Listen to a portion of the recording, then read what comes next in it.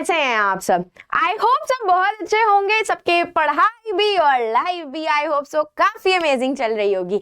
मैं हूं आपकी अपनी Khushbu ma'am, biology educator at rank plus. तो मोस्ट वेलकम है मेरे प्यारे सारे बच्चों का मेरे इस अमेजिंग से सेशन में जो सिर्फ और सिर्फ आपके लिए होने वाला है। But first of all happy new year to all. हम बस इस न्यू ईयर की शुरुआत करने वाले हैं और आपके बोर्ड्स के एग्जाम भी जल्दी से आने वाले हैं।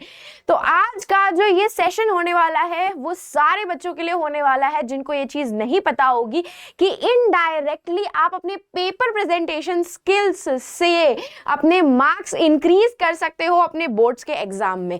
तो आज ये सेशन पर्टिकुलरली आपके साइंस के पेपर प्रेजेंटेशन स्किल्स पे होने वाला है, जिसपे बच्चे एक्चुअली में अगर काम करेंगे तो वो आपकी इवैल्यूएटर के सामने आपकी एक इमेज अच्छी क्रिएट करता है और कभी कभी वही पेपर प्रेजेंटेशन स्किल्स आपको अच्छे मार्क्स दिलाने में हेल्प करता है। मोस्ट ऑफ द टाइम ये चीज होती है क्योंकि भाई आपका जो इवैल्यूएटर होता है वो इतने सारे पेपर्स चेक कर रहा होता है कि नहीं, तो वो कहीं ना कहीं इरिटेट हो जाता है अगर बच्चे ने अपने पेपर प्रेजेंटेशन स्किल्स पे या आंसर शीट को प्रेजेंटेबल नहीं बनाया होता है।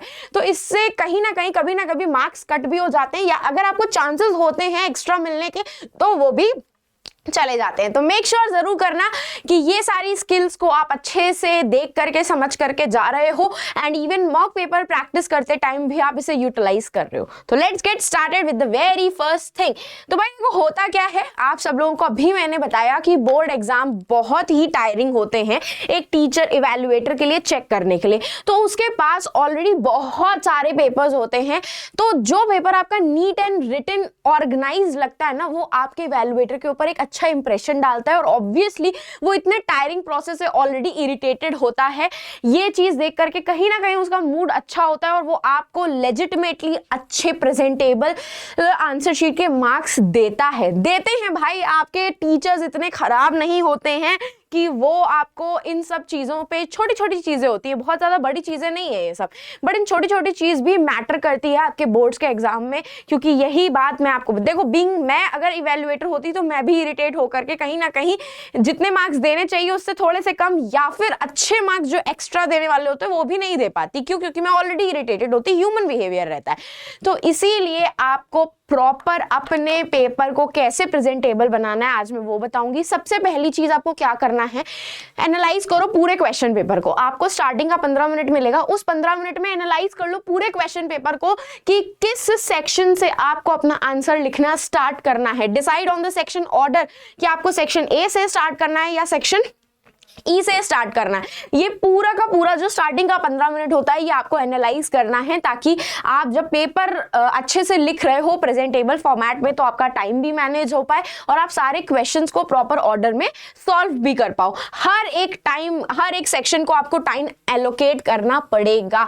देखो यही रीजन होता है कि टीचर्स आपको बार बार बोलती हैं कि घर पे 3 घंटे बैठ करके मॉक पेपर को प्रैक्टिस करो, वो चाहे साइंस का हो, मैथ्स का हो, एसएसटी का हो या इंग्लिश का ही क्यों ना हो, क्योंकि आप लोग यहां से डिसाइड कर पाते हो कि किस सेक्शन में आपको कितना टाइम लग रहा है, किस हिसाब से आपको टाइम है। सपोज करो बच्चे सेक्शन ई में ही इतना और डी में ही इतना टाइम लगा देते हैं कि उनके रेस्ट बी, सी और ए वाले जो सेक्शन होते हैं वो मतलब ऐसे हल्के फुल्के लिख करके चले जाते हैं जल्दी जल्दी रनिंग हैंड राइटिंग में, और यहीं से गड़बड़ हो जाती है। ना आप कुछ ठीक से उसको प्रेजेंटेबल बना पाते हो, ना आपके दिमाग में वो उस टाइम पे इतनी रश में पॉइंट्स आते हैं जो सबसे अच्छे थे, रेलिवेंट हैं और लिखने लायक होते हैं। यही सब छोटी छोटी चीजें आप लोग ध्यान नहीं देते हो लेकिन आपको देनी पड़ेंगी क्योंकि हर एक चीज कोरिलेटेड होती है आपकी।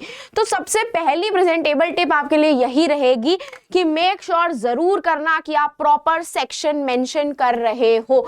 अक्सर बच्चे सेक्शन मेंशन करना मिस कर जाते हैं। देखो ब्लू और ब्लैक पेन लेकर के जाओगे तो आपको ब्लैक पेन से सपोज करो सेक्शन ए सॉल्व किया है तो प्रॉपर सेक्शन ए के नीचे अंडरलाइन लिख देना ताकि आप प्रॉपर पता चले इवैल्यूएटर को कि आप कौन सा सेक्शन यूज कर रहे हो या लिख रहे हो, क्योंकि उनके पास आंसर कीज होती हैं, शीट्स होती हैं, वो उसी आंसर कीज के हिसाब से आपका पूरा ऑर्डर चेक करते हैं। सपोज करो आपने क्वेश्चन का ऑर्डर ही ऊपर नीचे कर दिया तो वो और इरिटेट हो सकता है भाई, इसीलिए ये गलती नहीं करनी है। करेक्ट सेक्शन डिटेल्स मेंशन करके आना। साइंस के एग्जाम में सेक्शन ई कर रहे हो, डी कर रहे हो, सी कर रहे हो, कोई भी सेक्शन से स्टार्टिंग क्यों ना कर रहे हो उसको मेंशन जरूर करके आना। Next question number make sure जरूर करना कि आप करेक्ट डाल रहे हो। सपोज करो क्वेश्चन नंबर है तुम्हारा 29 और उसमें लिख करके आ रहे हो तुम 18 क्वेश्चन, 18 क्वेश्चन 2 मार्क्स का होगा और 29 क्वेश्चन तुम्हारा 3 मार्क्स का होगा, तो क्या हुआ 3 मार्क्स आने थे लेकिन वो देगा तुम्हें 2 मार्क्स। क्यों? क्योंकि भाई वो तो लाइन से ही चेक कर रहा है ना, 18 क्वेश्चन उसके हिसाब से 2 मार्क्स का है, लेकिन तुमने यहाँ पे क्वेश्चन का नंबर गलत डाला हुआ है, तो भले तुम्हें 3 मार्क्स मिलने थे उस पूरे में लेकिन तुम्हें मिलेंगे कितने 2 मार्क्स। तो ये तुम्हारी गलती हो जाती है, इसीलिए करेक्ट क्वेश्चन नंबर मेंशन जरूर करके आना प्रॉपर ब्लैक पेन से, या फिर इसी तरीके से जैसे इस बच्चे ने किया। आपको पता है ये जो आंसर शीट इसमें मैंने अटैच करी है ना, ये मॉडल आंसर शीट है आपके 2024 के टॉपर बच्चे की। 2024 का जो आपका प्रीवियस ईयर क्वेश्चन पेपर है उसका जो टॉपर बच्चा था उसी की ही ये आंसर शीट है। आपको भरोसा नहीं होता तो आप सीबीएसई की वेबसाइट पे चेक कर लेना, ठीक है।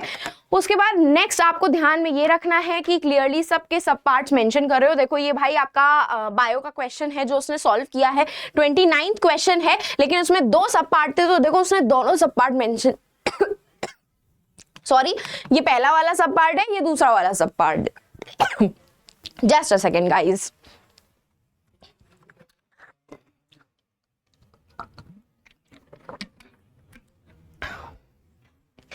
यही सेम चीज आप लोगों को भी करनी है, सब पार्ट्स मेंशन करके आना, स्पेशली फिजिक्स में, बायो में, सब में।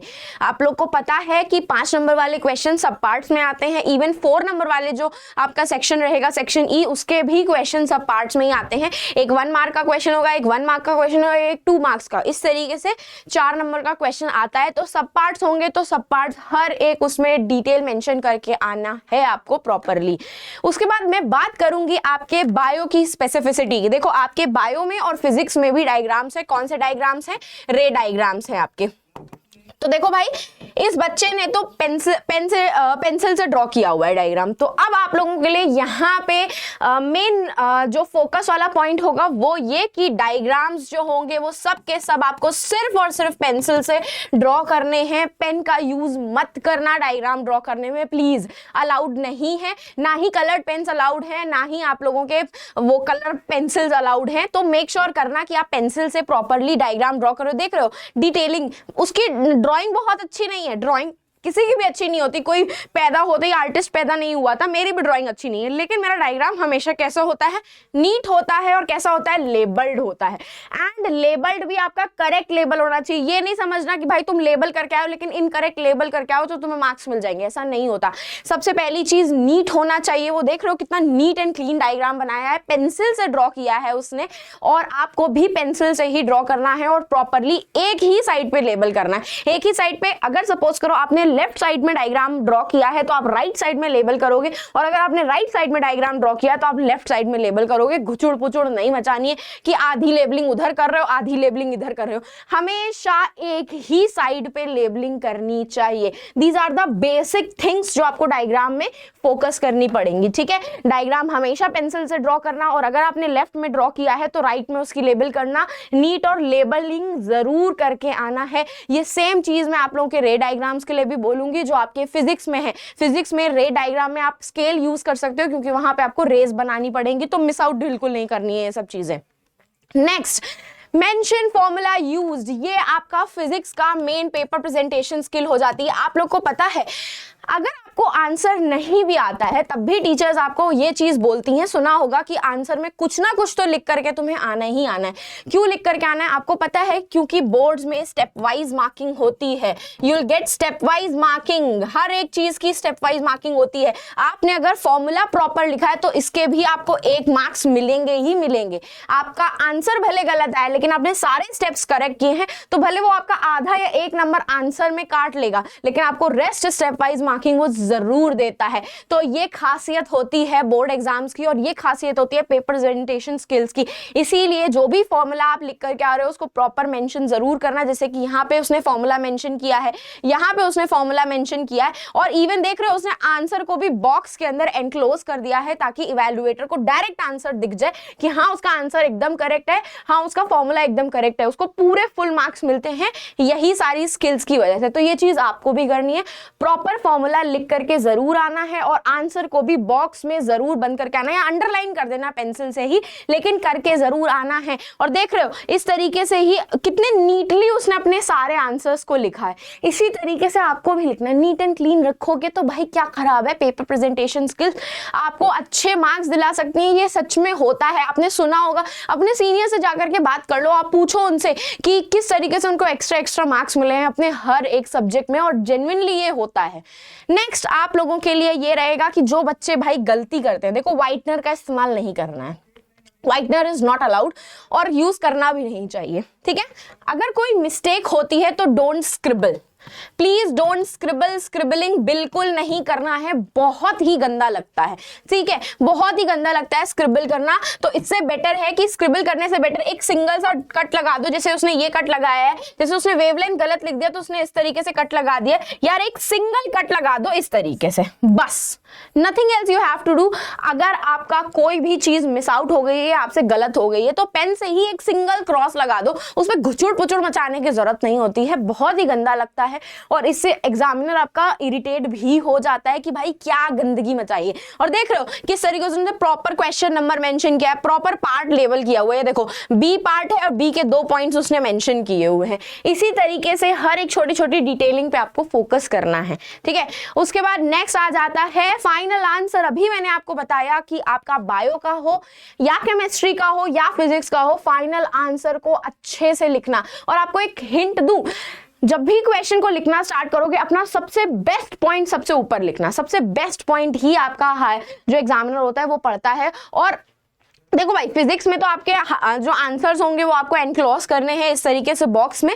और रही बात केमिकल्स की या केमिस्ट्री की या फिर आपके बायो की, तो मेक श्योर जरूर करना कि इन दोनों सब्जेक्ट में आप क्या कर रहे हो, कीवर्ड्स को जरूर लेबल करके आ रहे हो। क्या कर रहे हो, कीवर्ड्स को जरूर लेबल करके आ रहे हो, क्योंकि आपका जो एग्जामिनर होता है ना वो कीवर्ड्स पे फोकस करके आपको मार्क्स देता है। वो पूरा आंसर पढ़ने नहीं बैठेगा भाई, उसके पास इतनी सारी नोटबुक होती है चेक करने के लिए, तो सिर्फ कीवर्ड्स को अंडरलाइन करके अच्छे से हाईलाइट करके आना। और फिजिक्स में जो आंसर आपका आया है उसको बॉक्स में एनक्लोज कर देना विद यूनिट्स के साथ। Please don't forget your units, units को फॉरगेट नहीं करना और यूनिट कन्वर्जन पे भी फोकस करना। ये फिजिक्स के न्यूमेरिकल में आप लोग बहुत गड़बड़ करके आते हो, प्लीज ये चीजें नहीं करना है। Don't forget to mention the units, देखा मैंने बोला ना, यूनिट्स मेंशन करना बिल्कुल भी मत भूलना है।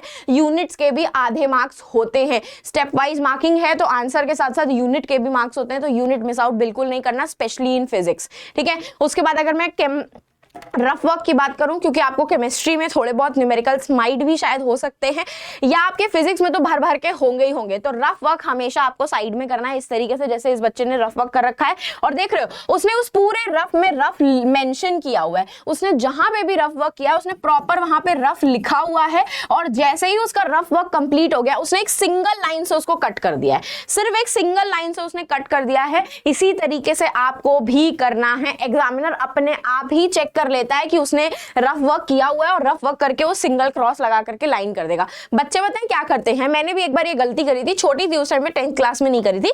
रफ वर्क मैंने पूरी शीट के ऊपर कर दिया, वो भी पेंसिल से, मुझे लगा रफ कर लूंगी, और जब मैंने रफ किया तो देखा उसके इम्प्रिंट्स छपे हुए। तो ये गड़बड़ नहीं करना है, एक लाइन ड्रॉ कर लेना साइड में पेंसिल से, रफ वर्क वहां पे मेंशन कर देना कि रफ कर रहे हो तुम लोग, और लास्ट में जाते जाते उसको एक सिंगल क्रॉस से कट कर देना, nothing else you have to do. इससे आपका पेपर नीट एंड क्लीन भी लगेगा और आपको अच्छे से मार्क्स भी मिलेंगे, डेफिनेटली मिलेंगे, मेरी गारंटी है। And last but not the least आपकी केमिकल्स की बात आ जाती है, तो ये आपकी chemistry teacher that is Navomita ma'am and Nachal ma'am ने आपको बताया होगा कि केमिस्ट्री में केमिकल इक्वेशंस बैलेंस करके जरूर लिख करके आना। आप लोग गड़बड़ करते हो, बैलेंसिंग करना भूल जाते हो, लेकिन बैलेंसिंग आपको बहुत अच्छे से करनी है। केमिस्ट्री में कोई भी इक्वेशन को बिना बैलेंसिंग के लिख करके मत आना, उस बैलेंसिंग के भी आधे या 1 मार्क्स होते हैं। अगेन मैं वही बोल रही हूँ, स्टेप वाइज मार्किंग होती है, मत करके आना। And last but not the least सारे आंसर्स को पॉइंटर्स में ही लिखना है। प्लीज मेक श्योर करना कि सारे आंसर्स आप पॉइंटर्स में लिख रहे हो। अगेन मैं वही चीज बोलूंगी, स्टेप वाइज मार्किंग होती है, मार्क्स अच्छे मिलेंगे। तो these are the 10 paper presentation skills जो आपको दिमाग में रखनी है, प्लीज मेक श्योर जरूर करना कि आप इसे अच्छे से फॉलो अप कर रहे हो। मॉक पेपर प्रैक्टिस करते टाइम इन्हें प्रैक्टिस करो, इससे आपके यूज टू हो जाओगे आप ये पेपर प्रेजेंटेशन स्किल्स के साथ और टाइम भी मैनेज कर पाओगे। तो this is the entire session for you guys only. I want कि सब लोग इसे फॉलो करो और फोल्ड करके आओ अपने बोर्ड्स एग्जाम में। आप सब लोगों को पता है max to max 1.5 month, 1.5 month भी नहीं बोलूंगी, only 1 month is left for your board exam. तो मेक श्योर बच्चों जरूर करना कि इन पेपर प्रेजेंटेशन स्किल्स पे आप जरूर काम करो, मॉक पेपर्स लगाओ एंड हम सब तो आपके साथ हैं ही। तो बस जाते जाते सेशन को लाइक करना है, चैनल को सब्सक्राइब करना बिल्कुल भी मत भूलिएगा विद बेल आइकन के साथ, क्योंकि तभी नोटिफिकेशन टाइमली आएंगे और ऐसे ही अमेजिंग सेशंस आप लोगों के लिए आने वाले हैं ऑनगोइंग डेज में। तो मेक श्योर जरूर करना कि आप सेशन को लाइक कर दो, चैनल को सब्सक्राइब कर दो। अब हम फिर मिलेंगे चलते चलते ऐसे ही नेक्स्ट अमेजिंग सेशन में। तो bye bye guys and take care.